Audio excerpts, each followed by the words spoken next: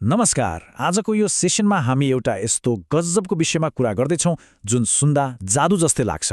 विद्यार्थीहरूलाई बुझाउन एकदमै रमाइलो हुने विषय हो यो।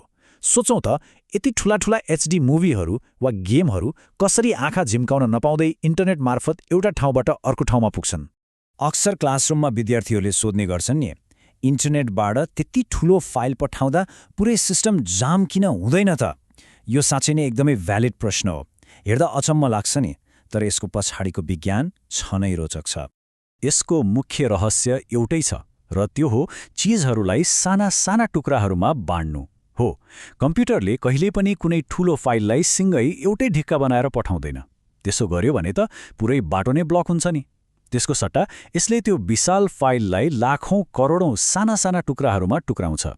सुन्दा एकदमै सिम्पल आइडिया लाग्छ होइन त? तर यसले काम गर्ने तरिका एकदमै पावरफुल छ। विद्यार्थीहरूलाई यो कुरा बुझाउन एउटा गजबको उदाहरण हेरौँ। मानौँ कसैले एउटा निकै लामो र बाक्लो चिठी लेख्यो। अब त्यो सिँगै चिठी एउटा सानो खाममा त पक्कै अट्दैन। अनि के गर्ने त? त्यसलाई 5वटा साना टुक्राहरूमा काट्ने अनि प्रत्येक टुक्रालाई छुट्टा छुट्टै खाममा हालेर हुलाक मार्फत पठाउने। जब ती सबै खामहरू गन्तव्यमा पुग्छन्, पाउने मान्छेले ती सबै टुक्राहरूलाई सही क्रममा जोड्छ र पुरै चिठी पढ्छ। कति सजिलो र पर्फेक्ट उदाहरण होइन त?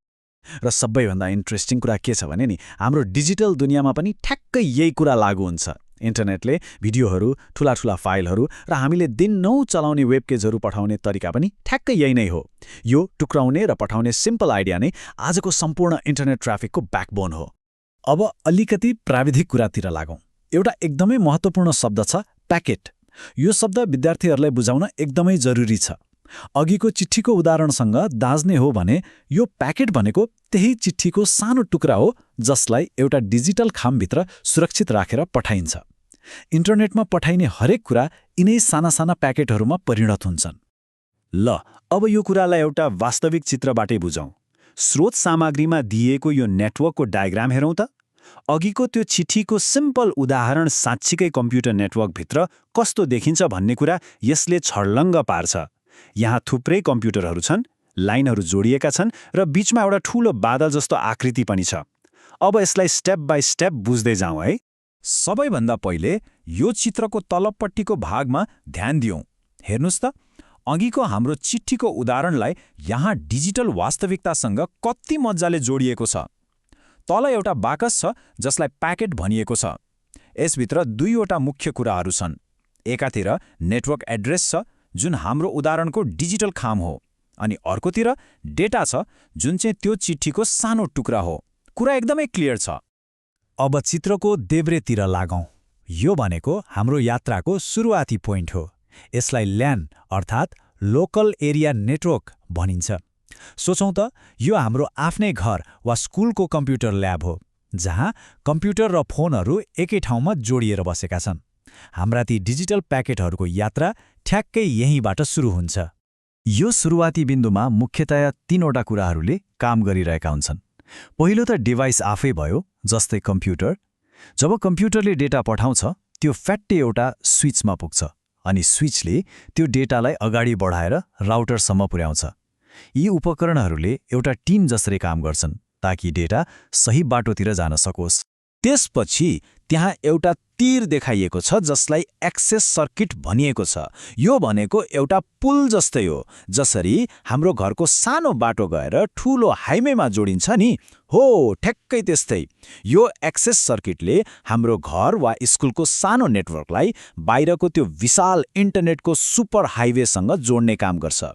यो पुल बिना त हाम्रा प्याकेटहरू बाहिरी दुनियाँमा निस्कनै सक्दैनन्। अनि अब आइपुग्यो चित्रको बीचमा रहेको यो विशाल बादल, जहाँ नेटवर्क भनेर लेखिएको छ। यो नै वास्तवमा हामीले चिन्ने इन्टरनेट हो। यसको भित्र आइपी लेखिएका धेरैवटा गोलो आकृतिहरू छन्। यी सबै आइपी राउटरहरू हुन् जुन संसारभरि तारहरूको एउटा विशाल र जटिल जालो बनाएर एकअर्कासँग जोडिएका हुन्छन्। अब यो बादलभित्र के जादु हुन्छ त? यहाँ भएका यी आइपी राउटरहरूले एउटा सुपर फास्ट हुलाक प्रणालीको रूपमा काम गर्छन्। जब डेटाको त्यो प्याकेट अर्थात् हाम्रो डिजिटल खाम त्यहाँ पुग्छ, राउटरले ट्याक्क त्यसमा लेखिएको नेटवर्क एड्रेस पढ्छ र त्यसलाई अर्को राउटरमा पास गरिदिन्छ। हातै हात पास गरे जसरी ती प्याकेटहरू प्रकाशको गतिमा एक राउटरबाट अर्को राउटर हुँदै हुइकिन्छन्। यसरी त्यो लामो र द्रुत यात्रा तय गरिसकेपछि ती प्याकेटहरू अन्ततः त्यो नेटवर्कको बादलबाट बाहिर निस्कन्छन् र चित्रको दाहिनेतिर आइपुग्छन्। यो भनेको गन्तव्य अर्थात् डेस्टिनेसन ल्यान हो। यहाँ पनि सुरुमा जस्तै एउटा रिसिभिङ राउटर र स्विच हुन्छ। तिनीहरूले प्याकेटलाई रिसिभ गर्छन् र अन्तिम कम्प्युटर वा सर्भरसम्म पुर्याउँछन्। ल, हाम्रा डिजिटल खामहरू सही ठेगानामा आइपुगे। तर पर्खनुहोस् है, काम अझै सकिएको छैन। अघिको त्यो चिठीको उदाहरण याद छ नि? प्राप्त गर्ने कम्प्युटरले ती सबै प्याकेटहरूलाई कलेक्ट गर्छ अनि सुरु हुन्छ सबैभन्दा महत्त्वपूर्ण र अन्तिम स्टेप, रिएसेम्ब्ली अर्थात् पुनर्जडान। कम्प्युटरले ती सबै टुक्राहरूलाई सही क्रममा मिलाएर जोड्छ र बल्ल हामीले स्क्रिनमा त्यो पुरै मुभी वा फाइल देख्न पाउँछौँ। र सबैभन्दा अचम्मको कुरा त के भने, यो सबै प्रक्रिया यति फास्ट हुन्छ कि हामीलाई यसको पत्तो नै हुँदैन। आजको यो सेसनबाट हामीले यति जटिल प्राविधिक प्रक्रियालाई कति सजिलै बुझ्यौँ होइन त? विद्यार्थीहरूलाई इन्टरनेटले कसरी काम गर्छ भनेर बुझाउन योभन्दा राम्रो तरिका अरू के नै होला र? अब अन्त्यमा एउटा प्रश्न छोडेर जान चाहन्छु। हामीले स्क्रिनमा केही हेरिरहँदा ब्याकग्राउन्डमा हाम्रा कम्प्युटर र फोनभित्र अहिले अरू कस्ता कस्ता अदृश्य डिजिटल यात्राहरू भइरहेका होलान्?